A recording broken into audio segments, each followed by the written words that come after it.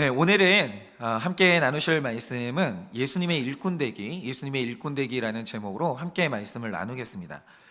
오늘 제가 드리려고 하는 말씀은 굉장히 우리 삶의 그리고 신앙생활의 영적인 부분에 굉장히 중요한 원리이기 때문에 여러분이 좀 잘 들어주셨으면 좋겠는데요. 예전에 심리학자로서는 아마 우리나라에서 가장 대중적인 분 같은데, 이 김정훈 교수님께서요, 사람 안에 있는 이 감탄이라는 감정에 대해서 말씀하신 적이 있습니다. 근데 그분이 한 인간의 심리를 오랫동안 연구하다가 이제 본 게 뭐냐면, 인간은 감탄하는 그 순간이 환이라는 거예요. 그래서 어떤 사람이 인생에서 감탄할 수 있다, 그럼 그 순간 그는 가장 행복한 사람이 되는데, 이 인생에서 감탄을 잃어버리는 순간 가장 불행한 인간이 된다라는 거죠. 그래서 이제 김정훈 교수님은요, 인간의 감탄이 살아있는가 죽어있는가 여기 굉장히 집중하십니다. 그런데 제가 가만히 보니까요, 이런 거예요. 뭐냐면, 사람이 나이가 어릴 때는요, 성향을 불문하고 굉장히 작은 것을 감탄을 합니다. 예를 들어서 뭐 저희 아이를 계속 가만히 봐도 그렇지만, 물에서 물고기를 보잖아요. 그냥 다른 이유가 없어요. 우리는 물고기를 보면 먹을 거잖아요. 얘는 그게 아니라니까요. 우와 그래요. 우와. 저거 보라고. 우와 그래요. 요즘에 이제 저희의 가장 큰 관심사가 뭐냐면, 가을이 도대체 언제 오냐. 가을이 오면은 막 그 나뭇잎이 이제 되게 노랗게 변하잖아요. 얘는 이제 나뭇잎만 쳐다보고 있는 거예요. 언제 노래지나 가을이 왔냐. 가을이 좋은 이유는 뭐냐면 추석이 왔으면 좋겠는 거죠. 근데 그러다가 이제 갑자기 가는데 나뭇잎이 노래져 있는 게 보이는 거예요. 우와요. 우와. 노래졌다. 우와. 하여튼 맛있는 것을 먹어 맛있는 것을 먹어 이러고. 그러니까 어쨌든 간에 우리의 어린 시절에 행복한 이유는 뭐냐면, 지금보다 환경이 좋았기 때문에 행복했던 게 아니라 감탄이 가능했던 거예요. 아주 작은 것을 봐도 탄성이 나왔던 거예요. 그 마음, 이게 우리를 행복하게 했던 거죠. 근데 문제는 뭐냐면, 우리 모두가 다 나이를 먹으면 먹을수록 감탄이 사라져요. 굉장히 재미있는 인간이 됩니다. 왜죠? 살다 보면 먹어볼 거 다 먹어봤어요. 뭘 또 새로운 맛이 있겠어요. 먹어볼 거 다 먹어봤는데. 구경할 것도요, 좋은 데는 다 가봤어요. 다 가봤고, 경험할 것도 다 경험했기 때문에 나이를 먹으면 먹을수록요, 새로운 게 없어져요. 이게 무서운 겁니다. 그러니까 이제 뭘 구경한다고 해도 뭐 그런가 보다, 전에 봤던 그거지 뭐. 뭘 먹어도 먹어봤던 그 맛이네. 그러면서 굉장히 무서운 감정 하나가 찾아오게 되는데, 죽어가는 인간의 특징이 있습니다. 권태감이 찾아오는데, 이 권태감은요, 어떻게 안 돼요. 굉장히 무서워요. 그래서 저에게 신학을 가르쳐줬던 선생님께서, 저희가 이제 신학교 시절에 이제 저희를 가르쳐줄 때 미리미리 단속하신 게 뭐냐면, 야, 목회자들이 왜 딴짓하는 줄 아냐. 결혼 생활을 10년, 20년 하는 사람이 왜 바람 피는 줄 아냐. 누구를 불문하고 어떤 영역에 오래 있다 보면 권태감이 찾아오는데, 너희들 그 권태감이 얼마나 무서운 건 줄 아냐. 이거 못 이긴다는 거예요. 그러니까 이 인생의 권태감이라는 게 사람을 숨막히게 만들고 너무너무 무기력하게 만드는데, 권태감이 찾아온 사람은 재미있는 게 아무것도 없는 거예요. 돈을 벌어도 재미가 없어요. 그러니까 돈을 계속 벌잖아요. 돈 버는 거에 익숙해져가고 돈 버는 것도 권태감이 찾아온 거예요. 그럼 딴짓해요. 이 권태감을 이길 방법이 없는 그 사람은요, 반드시 딴짓한다는 거예요. 이 권태감과의 싸움, 너는 어떻게 싸울 거냐, 이게 준비되지 않으면 굉장히 큰 어려움을 당한다는 거예요. 그런데 잘 들으세요. 어떻게 이기실 거예요? 어떻게 이기실 겁니까? 제가 이게 왜 영적인 문제라고 말씀드리냐, 방금 전에도 여러분 그 찬양하셨죠. 주님의 성령 이곳에. 처음 할 때는 다 감격이에요. 지금 여기에 지금 그 찬양 부르면서 감격한 사람 몇 분이나 되게요? 다 그냥 있잖아요. 아, 오늘도 한다. 무슨 파블로의 강아지가 이렇게 막 누르면, 전기 딱 누르면 이제 뭐 입에서 침이 나오듯이 그냥 우리는 한 거예요. 아무 감정이 없는 거예요. 뭐냐? 영적인 세의 권태감이 찾아오잖아요. 반드시 딴짓해요, 사람이. 그러면 인생에 이 재미가 없어질 때쯤, 하나님이 이제 세팅을 하나 해두셨는데, 사람한테 권태기가 찾아올 때쯤 인생의 감탄을 회복하는 한 번의 기회를 주세요. 그게 자녀의 탄생이에요. 그러니까 이런 거죠. 이 어른들이 이제 여러분 정도 나이가 되셨으면 동물원에 가면요, 별로 신기하지도 않아요. 아, 그냥 전에 봤던 원숭이, 전에 봤던 호랑이, 뭐가 그렇게 신기하겠어요? 신기하지 않죠. 그런데 내 안에는 더 이상 그걸 보면서 감탄이 없거든요. 그런데 어느 날 내 자녀를 가잖아요. 내가 잃어버렸던 감탄을 이 아이가 하고 있어요. 우와, 엄마 저거 봐. 그런데 이 내가 잃어버린 그 탄성을 내 자녀가 지르고 막 신기해하면서 감탄해하고 펄쩍펄쩍 뛰면서 박수를 치는데, 나의 잃어버렸던 감탄이 그걸 구경하면서 회복이 돼요. 그러니까 이 자녀는요, 잃어버린 나의 모든 감정들, 잃어버린 나의 인생에 대한 감탄을 회복시켜주는 굉장히 중요한 존재라는 거예요. 그거 구경하면서 나도 회복이 되는 거예요. 근데 문제는 이 자녀가 사춘기를 딱 넘어가잖아요. 얘도 더 이상 재미가 없어요. 동물원 가자고 하잖아요. 안 갑니다. 엄마 나가. 얘도 재미가 없는 거예요. 그럼 집안에 또다시 그 건조함이 몰려오기를 시작해요. 그런데 하나님은 인생의 세팅에서 왜 가족이 중요한지를 아셔야 돼요. 이 감탄의 기쁨을 또 한 번 회복할 또 한 번의 기회를 주시는데 노년에 이게 마지막 기회거든요. 그게 바로 손주의 탄생이에요. 여러분, 왜 할머니 할아버지가 손주 그렇게 보고 싶어 하시는지 아세요? 재미가 없어요, 인생이. 얘들 만나야 되는 거예요, 얘들. 그게 바로 손주의 탄생인데 막 그러잖아요. 막 우리는 필요가 없는데 할머니 할아버지가 계속 뭘 사요, 보내줘요, 먹여요. 예를 들어서 저희 부모님도 이렇게 보면은 이제 한복 같은 걸 사주시거든요. 왜 사주게요? 왠지 아십니까? 얘가 이제 한복 있잖아요. 입고 춤을 추기 시작해요. 감탄을 하면서 할머니 이거 봐라, 할머니가 사준 거가 너무 삥삥 돌기 시작해요.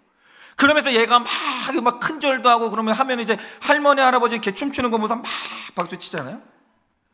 얘가 이 탄성을 지르는, 얘가 이 감탄하는 그 모습에서 내 잃어버린 감탄이 회복되기 시작하는 거예요. 그거 구경하는 재미있죠.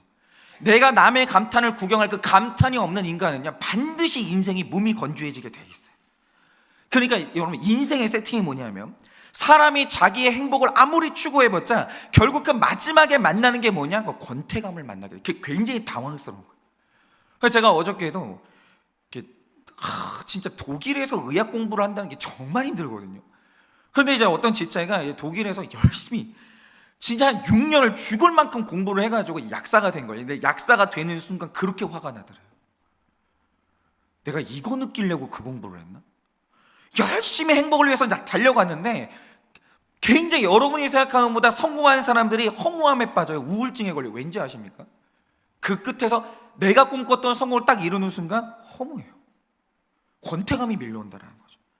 그래서 이 권태감으로 모든 걸 상실하는 사람이 마지막으로 기쁨을 회복할 수 있는 마지막 길이 뭐냐? 이타적이 되는 거예요. 남을 기쁘게 하면서 그거 구경하는 그 기쁨, 이게 마지막 기쁨이라는 거죠. 그래서 이 부자들을 보면요, 다 해봤죠. 안 먹어본 게 어디 있어요? 안 가본 데가 어디 있어요? 돈 있으면 다 할 수 있는데. 그러니까 이것저것 다 해보고 경험할 거 먹어볼 거 다 해보다가 결국 마지막에 가면 부자들이 자선사업해요. 왠지 아십니까? 예를 들어서 이제 내 안에는 기쁜 게 없어요. 재밌는 게 없고 권태감밖에 없는데 나한테 그냥 썩어지게 많은 돈을 가지고 어떤 아이 심장 수술 하나 시켜준 거예요. 편지가 와요. 손으로 쓴 거. 선생님 덕분에 살았어요. 엄마 아빠는 얘가 수술했다는 그 얘기를 듣고 기뻐 뛰면서 울기 시작해요. 그거 구경하는 재미가 인생의 마지막으로 느낄 수 있는 마지막 기쁨이라는 거죠. 그러니까 이 부유한 사람들이 남을 돕고 자선사업하는 이유가 뭐냐면 내가 살기 위해서, 그러니까 그들 살리기 위해서가 아니라 내가 살기 위해서요. 이렇게 인간은요, 왜 하나님이 이타성을 요구하는지 그 원리를 알지 않으면 마지막에 영혼이 시들 수밖에 없기 때문에 하나님이 오늘 우리를 더러 너는 반드시 언젠가 이타적으로 남을 섬기는 일꾼이 되라고 하시는데 이거는 내가 살기 위해 주시는 하나님의 축복이라는 거예요. 이걸 모르고 사람들이 하나님의 인격을 오해하는 거예요. 하나님이 나를 불러가지고 죽을 만큼 부려먹다가 나를 버리는 이런 악덕 기업주, 이런 식으로 하나님을 생각하는 거죠. 그래서 오늘은 우리가 이 성화의 마지막 단계에서 이 로마서가 이제 15장까지 왔습니다. 남은 건 16장밖에 없어요. 그런데 이 마지막에서 좋은 일꾼이 돼야 될 텐데, 그러면 이제 좋은 일꾼이라는 게 뭔지 오늘 우리가 나의 생존을 위해서 이걸 좀 묵상하고자 합니다. 첫째로 하나님의 일꾼은요, 꿈이 있습니다. 14절 15절입니다. 내 형제들아, 너희가 스스로 선함이 가득하고 모든 지식에 차서 능히 서로 권하는 자임을 나도 확신하노라. 그러나 내가 너희로 다시 생각나게 하려고 하나님께서 내게 주신 은혜로 말미암아 더욱 담대히 대략 너희에게 썼노니 라고 하십니다. 여러분, 우리가 읽고 있는 이 로마서라는 편지, 이것의 성격을 좀 아셔야 되는데요, 유대인인 사도 바울이 로마에 사는 시민들에게 이 편지를 썼다라는 거죠. 근데 이게 어떤 의미인 줄 아세요? 이를테면 이런 겁니다. 어떤 유명한 사업가가 있는데 이 사람이 돈을 엄청나게 많이 번 거예요. 그래서 우리나라에서 나는 아예 인생에서 상상도 해볼 수 없는 가장 비싼 아파트에 살고, 이 사람이 원하고 마음만 먹으면 나는 일평생 만날 수 없는 유력한 사람들을 언제나 만나는 사람이 있다고 하죠. 대단한 사람이에요. 그런데 그거보다 경제적으로 훨씬 부족하고 지위도 낮은 내가 그 부자에게 전도해야 된 때가 온다라는 거죠. 이 사람에게 훨씬 못한 내가 말하는 게 뭐냐면, 선생님, 돈이 아무리 많아봤자 예수 믿지 않으면 소용없습니다. 예수 믿으셔야 돼요. 이렇게 내가 말해야 된다라고 하죠. 그거 될까요? 여러분, 그거 할 자신 있으십니까? 만약에 누군가 그런 상황에서 복음 전해야 된다라고 한다면 자격지심과 열등감에 완전히 눌리면서 말 한마디 하는 것도 쉽지 않을 거예요. 마찬가지로 로마의 식민지 백성인 이스라엘에 사는 바울이 자기 나라를 통치하는 로마 사람들한테 편지를 써요. 근데 그 당시만 해도 이미 로마라는 나라는 이 볼트와 너트 기술이 있었고 콘크리트가 이미 개발되어 있었어요. 여러분, 콜로세움이 아직도 안 무너졌어요. 그러니까 여러분이 로마에 가시면 콜로세움이 일부 이제 무너져 내렸는데, 이게 건축 기법이 약해가지고 무너져 내린 게 아니고요. 이 사람들이 로마가 이제 국교화가 된 다음에 성전 지으려고 재료를 가져다 쓴 거예요. 그래서 무너졌지 아니면 안 무너져요. 굉장히 대단한 이 문명의 기술을 가지고 있었다는 거죠. 세계 중심이었고 모든 문명이 거기서 다 이루어지고 있는 최고의 로마 사람들한테 바울이 뭐라고 씁니까? 너희가 아무리 로마 시민이어봤자 100% 죄인이므로 황제가 아니라 예수 그리스도를 믿지 않으면 구원받을 수가 없다. 반드시 예수를 믿어야 된다. 그렇지 않고서는 너희는 아무것도 아니야. 이 편지를 지금 쓴 거예요. 조롱받을 거 아는데, 무시당할 거 아는데 쓴 거예요. 여러분, 이게 절대로 쉬운 게 아닙니다. 그런데도 불구하고 사도 바울이 이 편지를 쓴 이유가 뭡니까? 그에게는 꿈이 있는 거예요. 이 은혜가, 이 복음이 본질이기 때문에 어떤 인간도 이 복음이 없이는 구원받을 수 없기 때문에 그는 확신한 거예요. 은혜 없는 로마 시민권은 아무 의미가 없을 게 확실해. 언젠가 그들이 예수의 복음을 듣기만 하면 그들은 황제가 아니라 예수님이 진짜 하나님이라는 걸 믿을 게 확실해. 나는 이 복음이 로마를 제패할 걸 나는 믿어. 여러분, 그런 꿈이 있었기 때문에 그가 담대하게 선포를 한 겁니다. 저도 진짜 그런데 제가 처음에 이제 한일교회를 와가지고 저는 복음이 정해져 있었어요. 그러니까 이미 한일교회 오기 전에 내가 어떤 메시지를 해야 되는지 이미 정해져 있었어요. 그래서 제가 이제 죄를 말하고 쓴소리를 할 때, 그때 이제 가장 많이 이제 한 3년 차 때까지 그러니까 제 마음을 떠나지 않던 제일 큰 감정이 뭐였었냐면 너무 두려웠어요. 그리고 이제 아내가 알지만 제 주일 예배가 끝난 다음에는 잠을 못 잤어요. 눌려가지고 계속 근심하고 두려움에 떨었어요. 왜냐하면 뭐 지금도 우리는 연약한 교회지만 그때보다 뭐 지금보다 그때는 더 어렸기 때문에, 그때는 왜 그런 거예요? 여러분, 젠가를 보면 뭐 이렇게 훅훅 빼죠. 이렇게 블록을 빼는데 꼭 있잖아요. 그 하나를 빼면 어떤 결과가 불러올지 모르는 불안한 때가 있어요. 마지막 하나를 뺐을 때 버텨줄지 못 버틸지, 이게 굉장히 불안한 그 마지막 한순간이 있다는 거죠. 근데 제 느낌에는 그때가 꼭 그랬어요. 만약에 내가 쓴소리를 했는데 한 분이 떠나면 그 한 분이 떠났을 때 이 교회 어떤 파급이 몰려올지 모르겠는 거예요. 너무 불안한 거예요. 그러니까 이 한 사람도 떠나면 안 되는, 한 사람이 아쉬운 우리 교회에서 내가 쓴소리를 잘못 한 번 했다가 그 성도님이 나가면 우리 교회가 순식간에 어떻게 될지 모르는데 이게 너무 두려운 거예요. 밤마다 잘 때 그 상상을 했어요. 늘 이 교회가 경랑 속으로 빠지는 그 상황을 늘 상상하고 불면증에 빠져드는 거죠. 그런데 이게 두려웠고, 그리고 실제로 제가 이제 아주 묘한 타이밍이었는데 제가 어떤 분에게 쓴소리를 했습니다. 다음 주에 그분이 안 나와요. 설교할 때 마음이 촛농이 녹아내리지 녹아내려요. 그러니까 정신이 나가요. 설교할 때 그 생각밖에 안 드는 거예요. 왜 안 왔지? 교회 떠나나? 교회를 나가나? 그런데 참 알 수 없는 건 뭐냐면, 그렇게 두려움이 있고 눌리고 밤잠을 설치는 두려움이 있었어도 그 다음 주에는 또다시 죄에 대해서 설교했어요. 많은 얘기를 들었죠. 왜 매주 죄냐 설교가, 왜 매주 거룩이냐, 지겨워 죽겠다 막 이러시면서 그런 말씀하신 분들 많아서 설교는 또 왜 이렇게 기냐 막 했던 설교 또 하는데 막 이러면서. 근데 그럼에도 불구하고 그 다음 주에 또 하고 또 하고 또 했어요. 근데 그랬던 이유가 뭐냐면 확신이 있었는데, 좋아요. 그런 설교 이제 안 하고 뭐 다양한 주제로 뭐 이렇게 설교를 하면서 이 교회를 유지한다라고 하죠. 근데 거룩하지 못한 교회가 교회를 유지하면 무슨 이유가 있는지 모르겠는 거예요. 그러니까 이것도 힘든데 저것도 아닌 거예요. 그래서 제가 이제 뭔가를 이제 꿈을 가지고 이제 그냥 내가 알고 있는 거룩을 향해 달려간 거죠. 지금은 듣기 힘들지만 결국 죄를 보고 회개하는 길만이 우리가 살아가는 유일한 길이다, 이 확신이 있었기 때문에 꿈을 가지고 늘 눌리면서도 이 설교를 했고 이 사역을 했던 것 같아요. 그런데 이게 제가 한일교회를 밟던 그날에 내가 가지고 있는 이 복음에 대한 100%의 확신이 없었으면 못했을 것 같아요. 꿈이 이래서 중요하다라는 생각이 듭니다. 16절입니다. 이 은혜는 곧 나로 이방인을 위하여 그리스도 예수의 일꾼이 되어 하나님의 복음의 제사장 직분을 하게 하사 이방인을 제물로 드리는 것이 성령 안에서 거룩하게 되어 받으실 만하게 하려 하심이라 라고 합니다. 제가 앞에서도 말씀드렸지만 우리 신앙생활이라는 게요, 물론 처음에는 내 구원 때문에 하는 게 맞아요. 그래야죠. 신앙생활을 처음부터 이타적으로 시작한 사람이 어디 있겠어요? 아무도 없어요. 다 내가 힘들어서 고난 때문에 해결해야 될 문제가 있어서 다 그렇게 시작하는 거 맞습니다. 그러나 나중에는 반드시 다른 사람 살리는 이타적인 방향으로 가야만 하는 거예요. 왠지 아십니까? 세상 만사가 그렇지만 신앙생활에도 반드시 권태감 찾아옵니다. 여러분이 신앙생활 지금 해보셔서 아시겠지만 지금 여기에 한 10년 넘게 이제 신앙생활 하신 분들이 있잖아요. 혹은 이제 어릴 때 모태신앙으로 지금까지 신앙생활 한 분이 있으시면 다 그러시죠? 그러니까 최소한 우리가 고난주간은 10번 이상 온 거예요. 겪어본 거예요. 고난주간에 똑같은 본문으로 똑같은 십자가에 대한 설교를 계속 들어온 거죠. 그럼 어떻게 되냐면 십자가 은혜, 하나님의 사랑, 구원의 기쁨, 이게 무뎌져요. 여러분 중에 10년 이상 여러분이 이제 신앙생활 하신 분들 중에 십자가에 달리신 예수님에 대한 설교 듣고 눈물 나오는 분 누가 있어요? 아무도 없어요.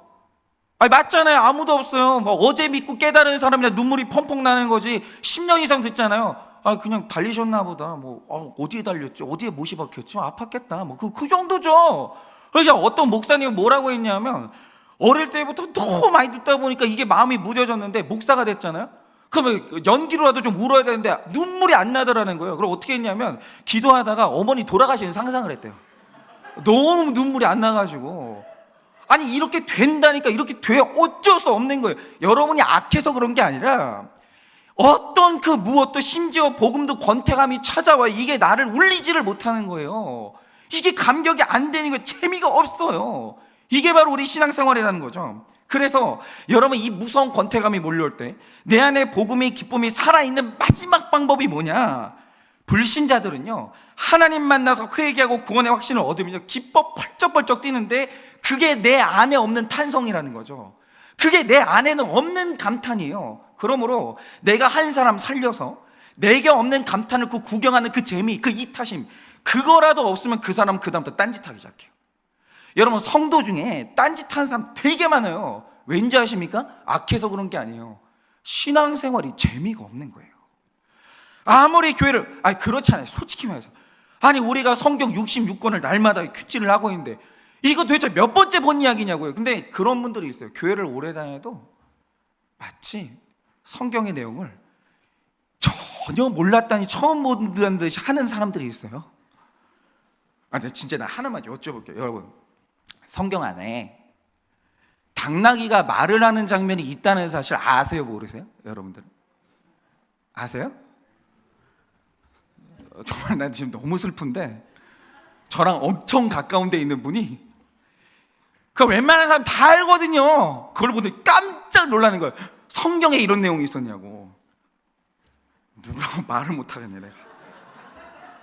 정말 비참해가지고. 정말 가까운 데 있는 분이에요. 나랑 정말 가까운 데 있는 분. 완전 가까운 데 있는 사람. 너무너무 가까운 데 있는 사람. 누구랑 말을 못하죠. 어쨌든 엄청 가까운 데 있는 사람.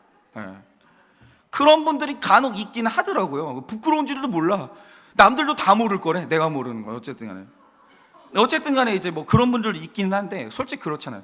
여러분 성경 구절 읽으면 다 읽었던 구절인데 뭐가 새롭겠어요. 근데 내 안에는 사라진 그 감탄이 누군가 이 구절을 읽으면 이런 내용이 있어요? 이게 정말 이런 내용이 있는 거예요? 이게 이 구절이 예수님하고 연결되는 거예요. 탄성이 나오는 사람이 있다는 거예요. 그거는요 가르치는 자만 느끼는 기쁨이에요. 아무것도 모르던 자에게 내가 이 사람을 힘써 가르칠 때 깨닫는 기쁨, 그 탄성이 나오는 사람이 있어요. 그거 구경할 때, 그걸 바라볼 때, 그때 내 안에 잃어버린 복음의 감격과 능력이 다시 생각이 난다라는 거예요. 그러니까 확실한 건요, 신앙생활 오래 했는데 사람 살리는 이타적인 사역이 없는 사람은 결국 신앙의 권태감에 빠져서 이 살려고 하면요, 딴짓 할 수밖에 없어요. 딴짓 할 수밖에. 그러니까 저도 이 사역을 포기할 수 없는 이유가 뭐냐면, 지난주에 우리 교회 청년이 이제 결혼하면서 이제 제가 주례를 했죠. 근데 우리 청년이 처음에 우리 교회 올 때는 불신자였어요. 그냥 여자친구가 좋아서 온 거예요. 그런데 우리 교회를 와서 이 친구가 죄를 알게 됐어요. 너무 감사했어요. 처음에는 이제 그게 이제 사실은 택자라는 친구죠. 설교를 듣는데 자기를 자꾸 혼내더라는 거예요. 근데 도대체 이 목사는 교회를 오라는 건지 말라는 건지 너무 열이 받더라는 거예요. 근데 이제 여자친구가 버티고 있으니까 계속 들었던 거죠. 근데 그러다가 이 친구가 이 죄가 내 죄라는 걸 깨닫게 됐고, 신앙을 갖게 되며 서서히 변해갔는데, 그러다가 2주 전에 모두의 축하를 받으면서 제 인생 신가정 1호 커플이 된 거예요. 그리고 이제 이 지체는 아마도 이제 아내와 함께 부부 목장을 나오게 되겠죠. 근데 얼마 전까지 이 친구는 하나님을 모르는 불신자였어요. 여러분, 우리가 누군가에게 예수님을 소개하고 살린다고 할 때 실패하는 날 있어요. 저는 실패해봤어요. 똑같은 상황에서. 그리고 실패를 하고 그 사람이 예수님을 떠나면 생각보다 마음이 힘들어요. 그런데 그렇게 애쓰고 마음 쓰고 섬기다가 한 명이 살아나고 또 하나의 신가정이 생기고 그들이 예수 그리스도를 이제 고백하면요, 그거 구경하는 재미인 거예요. 마지막 신앙인으로서 마지막 재미는 뭐냐? 그 재미밖에 없는 거예요. 그래서 이 가정이 공동체 안에서 성장하는 모습을 볼 때 이게 남들은 누릴 수가 없는 이타적인 사역만 하는 사람의 이제 기쁨이라는 거죠. 저는 여러분들이 다 이 기쁨으로 가셔야 돼요. 그리고 이렇게 될 수 있도록 훈련을 통해서 제가 이제 돕고자 합니다. 그러니 여러분 자신이 끝까지 감탄이 살아있는 그리스도인으로 남기 위해서 꼭 그리스도의 일꾼이 되시면 좋겠어요. 적용 질문드립니다. 나보다 잘난 사람에게 전도할 담대함이 있으십니까? 나보다 잘난 사람에게 전도할 담대함이 있으십니까? 복음의 제사장으로 하나님 앞에 데려와야 할 사람은 누구입니까? 복음의 제사장으로 하나님 앞에 데려와야 할 사람은 누구입니까? 그리고 이제 지금 이제 드리는 질문인데, 신앙생활에 권태감이 오지는 않으셨습니까? 신앙생활에 권태감이 오지는 않으셨습니까?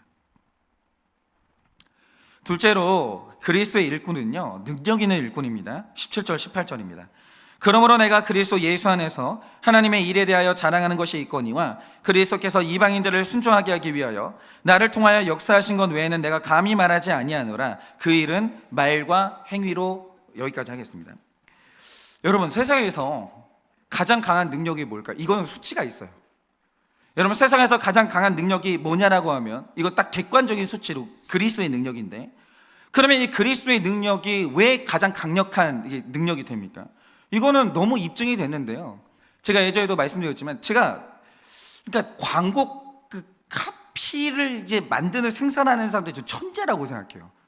고만고만한 사람이 있고 아닌 사람이 있는데, 지금도 잊을 수가 없는 광고 카피 중에 하나가 뭐냐면 아우디에서 만든 이제 그 카피인데, 아우디 그 마크가 딱 있고 동그라미 4개 있잖아요. 이거 딱 있고, 그리고 하는 말이 뭐냐면 아우디가 이길 수 없는 유일한 것, 그게 성경책이었어요. 그러니까 지금 지구상에서 가장 많이 팔린 책은 비교가 안 돼요. 성경책이에요. 수치상으로 딱 나와 있는 거예요. 그러면 이상한 게 이거잖아요. 왜 성경 안에 기록된 이 구속사가 왜 사람을 자꾸 설득하냐고요. 왜 사람들이 이걸 전하고 싶어 하냐고요. 여러분, 이 세상에서 모든 종교, 존재하는 모든 종교는 힘을 이제 추구해요. 그러니까 사람들이 종교에 매달리는 이유는 뭐냐면 내 힘이 미치지 못하는 그것을 종교의 힘을 끌어와가지고 이루려고 하는 욕심이 있기 때문에 사람은 힘을 추구하면서 신에게 기대는 것이죠. 그런데 여기에서 이 힘은 뭐냐? 이기는 힘이요, 생존하는 힘이요, 번성하는 힘이요, 세상에 그런 힘을 추구하는 사람이 전부예요. 세고 센 게 아니라 정확하게 전부 다 그런 힘을 추구한다라고 보시면 돼요. 종교적이지 않은 사람은 그래서 없는 거예요. 모든 인간은 물리적인 힘의 한계가 있고 이 신의 힘을 끌어다 써야 되는 욕심이 있기 때문에 모든 인간은 다 종교적이에요. 근데 그 힘이 이런 힘이라는 거죠. 이기고 번성하고 생존하는 그 힘을 추구해요. 근데 이상한 게 뭐냐면 이 역행하는 유일한 종교가 있는데 예수님도 이 땅에 오셔서 최선을 다해서 힘을 쓰셨다. 그런데 그분이 쏟아낸 그 힘이 뭐냐? 자신의 권능을 억누르는 데 최선을 다하시고 한 번도 튀어나온 적이 없어요. 예수 그리스도는 전능한 분이거든요. 마지막에 그를 십자가에 못 박을 때도 그의 능력이 새 나오지 않았다는 거죠. 끝까지 눌렀어요. 거기에 모든 힘을 다 바치셨다는 거죠. 그리고 마지막에 죽어지는데 힘을 완전히 쏟아버린 거예요. 그런데 여러분 잘 들어보세요. 예수님이 우리들을 사랑해서 십자가에 달려 돌아가셨어요. 이거 지금 벌써 권태감이 다 느껴져요. 여기에 감격하는 사람 별로 없어요. 근데 성경이 이상한 게 뭐냐면 어릴 때는 이 사실을 되게 단순하게 받아들였어요. 아, 돌아가셨구나. 근데 그 나를 위해서구나. 그럼 사랑하면 그럴 수도 있겠죠. 어릴 때 그랬어요. 그렇지, 엄청 사랑하면 그랬을 수 있겠다. 되게 좋다. 하나님 날 사랑하시는구나. 근데 이 복음이 이상한 게 뭐냐면 살아보면 살아볼수록 지성이 성장하면 성장할수록 영성이 깊어지면 깊어질수록 이 복음이 뭐냐면 이해가 안 되기 시작해요. 이 복음은요, 신앙심이 얕을 때는 이해가 돼요. 엄청 사랑하다 보다 뭐 사랑하면 죽을 수도 있지. 근데 사람이 신앙생활을 오래 하다 보면요 자기 죄성의 끝을 봐요. 근데 이거밖에 안 되나? 여러분 사람이 있잖아요. 왜 나이 먹을수록 교양이 두꺼워지는지 아십니까? 왜 사람이 나이 먹을수록 메이크업이 두꺼워지는지 아십니까? 나를 봐요. 이게 내 모습 이대로는 사랑받을 자신이 없다는 게 너무 확실해지기 때문에 사람이 위선이 두꺼워지기 시작해요. 그런데 사람이 영성이 깊어지면 하나님의 그 거룩함이 깊이를 알게 되거든요. 이게 안 맞아요. 하나님의 거룩을 생각하면 그리고 나의 죄성을 생각하면 만날 수가 없는, 그러니까 사랑이 안 되는 거예요. 만약 날더러 이렇게까지 땅에 떨어진 존재가 있는데 그를 사랑하라고 하잖아요. 못해요. 죽었다 깨나도 못해요. 근데 사람이 영성이 없을 때는 이해가 되다가 복음은 영성이 깊어지면 이해가 안 되기 시작해요. 어려워지기 시작해요. 그래서 이 돌아가신 오카는 목사님이 말년에 은퇴하시고 말년에 했던 설교 중에 하나가 뭐냐면 본인이 평생 복음을 전하고 복음을 가르쳤는데 공부를 하면 할수록 모르겠다는 거예요. 내가 알면 할수록 죄인이고 하나님이 사랑할 만한 구석이 없는데 왜 죽었지? 그러니까 누군가 만약에 죽었다라고 하죠. 이유가 있을 수 있어요. 납득이 되는 죽음이 있다라는 거죠. 근데 하나님의 아들이 나를 위해 죽었다는 게 도저히 이해가 안 되는 거예요. 왜지? 왜 그렇게까지 사랑하지? 왜 그렇게까지 해야 되지? 어떻게 그럴 수 있을까? 이게 수없는 질문을 던지는데 모르겠더라는 거예요. 모르겠어. 어릴 때는 쉬웠는데 모르겠다는 게 설교가 안 된다는 거예요. 내가 모르겠으니까 설교가 안 된다는 거예요. 복음이요 이래요. 복음은 이상해요. 초신자 시절에는요 알겠어요. 시간이 지나잖아요. 모르겠는 게 복음인 거예요. 모르겠어. 어떻게 그랬는지를 모르겠어. 그러면서 그냥 생각을 하면 눈물만 난다라는 거죠. 여러분 이 하나님의 사랑은요 우리의 지성을 뛰어넘는 그 무엇이에요.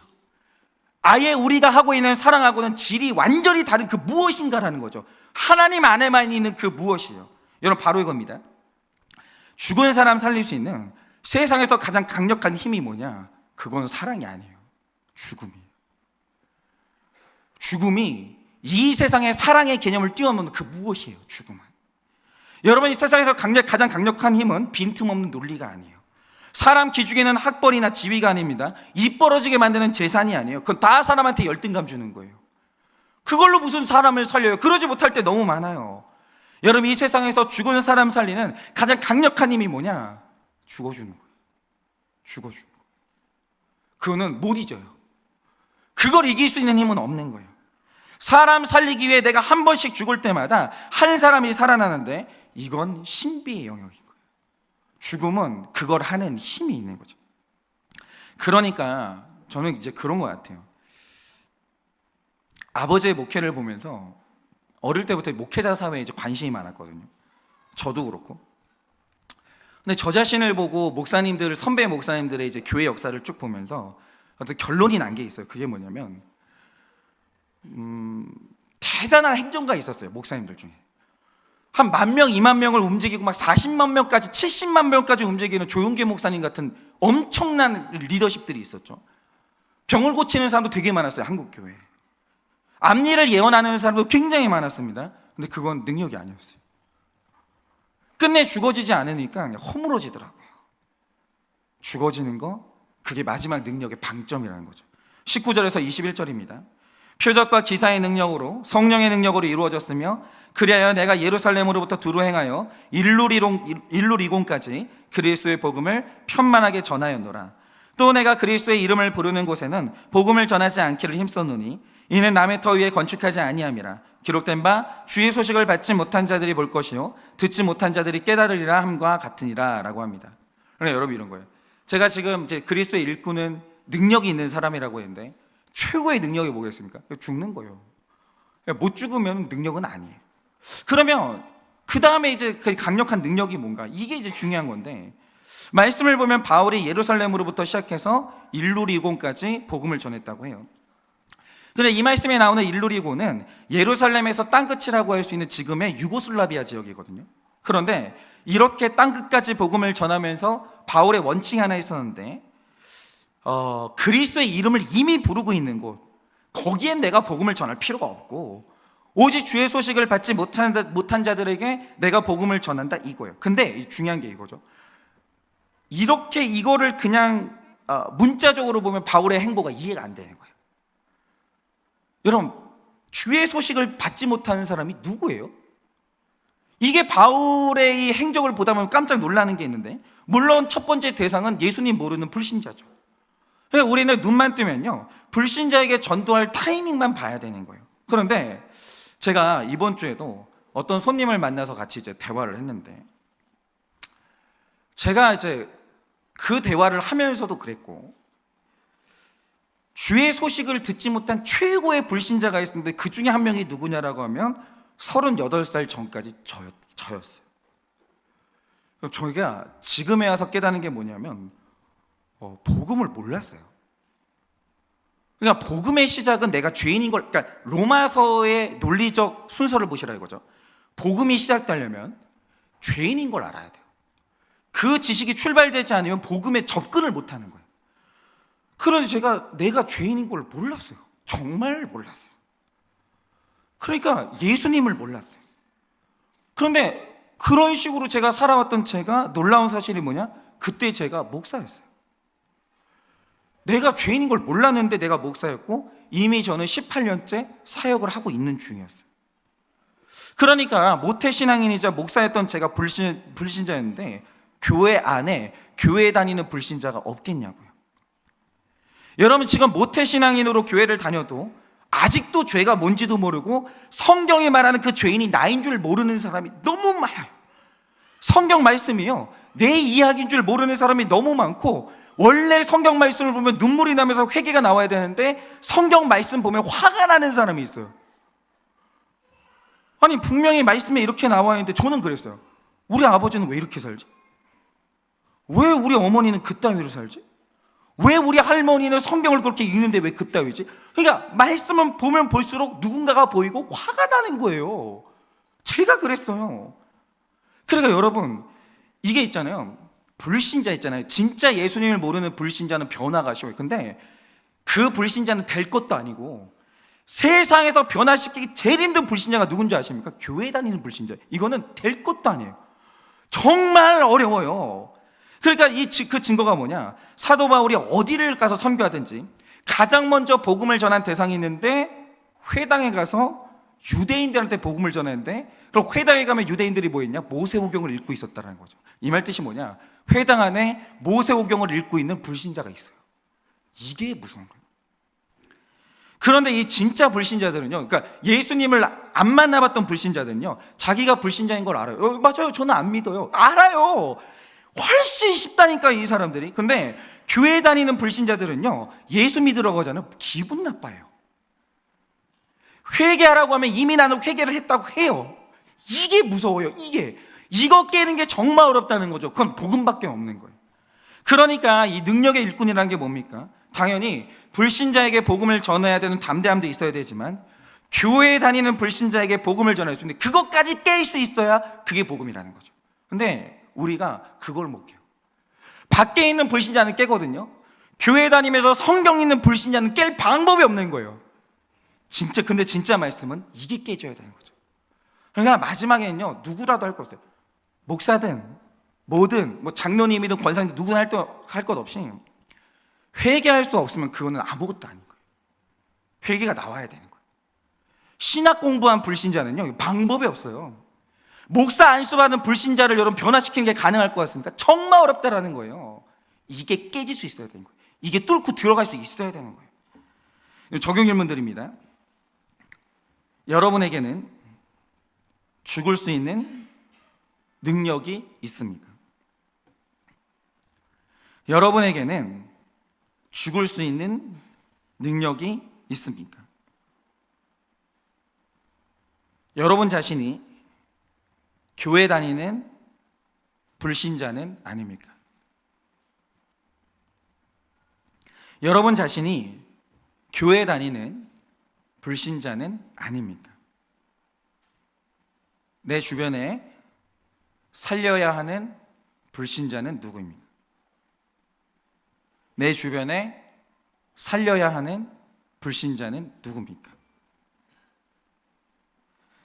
셋째로, 그래서 복음의 일꾼은요, 쓰임받기를 원합니다. 16절입니다. 이 은혜는 곧 나로 이방인을 위하여 그리스도 예수의 일꾼이 되어 하나님의 복음의 제사장 직분을 하게 하사 이방인을 제물로 드리는 것이 성령 안에서 거룩하게 되어 받으실 만하게 하려 하심이라 라고 하십니다.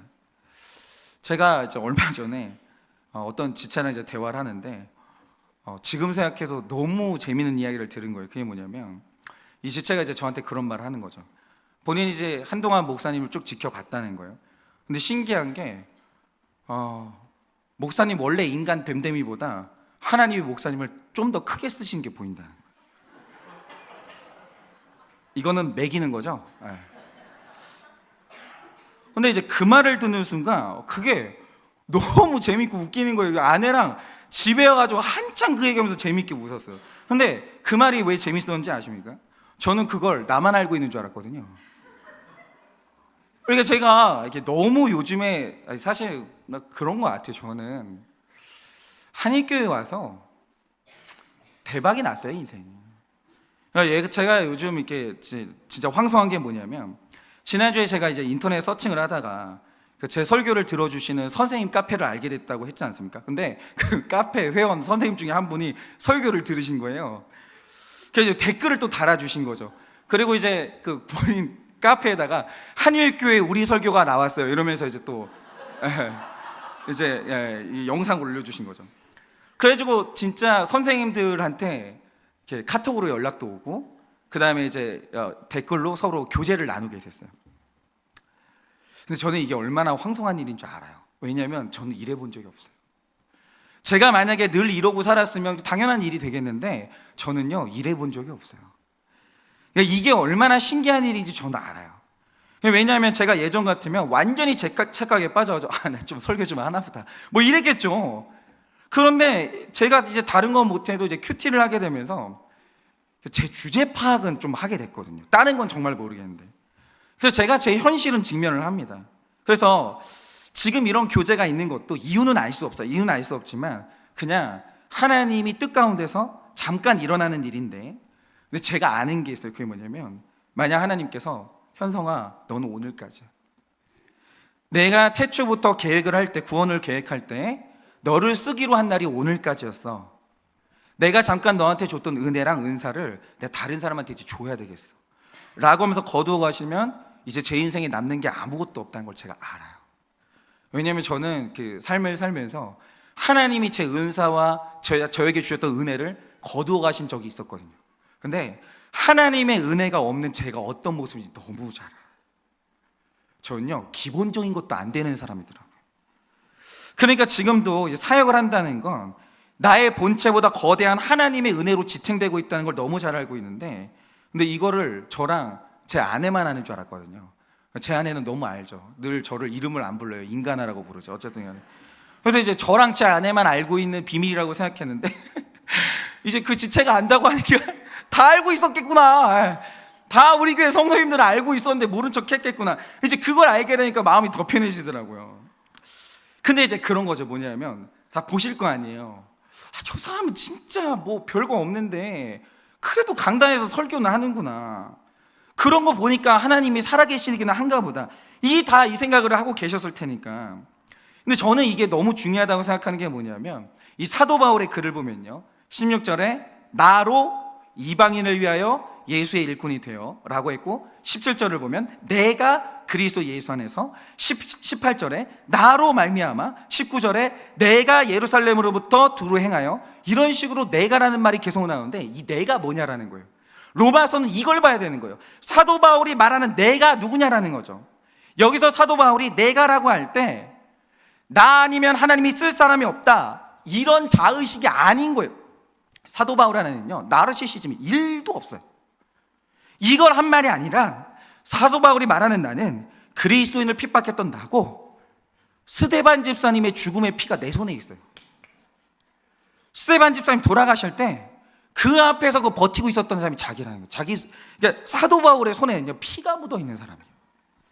원래 지옥 가야 되는 나예요. 그런데 이런 나를 통해 이방인이 구원을 받았다라는 거죠. 그러면 사도 바울이 이거 말하는 이유가 뭐겠어요? 하나님이 나 같은 것을 쓰셨다면 당신도 쓴다는 거예요. 여러분, 사도 바울의 스펙을 자꾸 보지 마세요. 아무 의미가 없는 거예요. 여러분, 원래는 사도 바울이 자기 스펙 때문에 지옥 갈 뻔했던 사람이에요. 너무 많이 알아가지고. 여러분, 물론 교회 역사에서 이 쓰임받았던 목사님들을 보면요, 어릴 때부터 정결했고 엘리트로 살다가 귀하게 쓰임받았던 목사님들도 정말 많아요. 진짜 존경할 만한 분들이죠.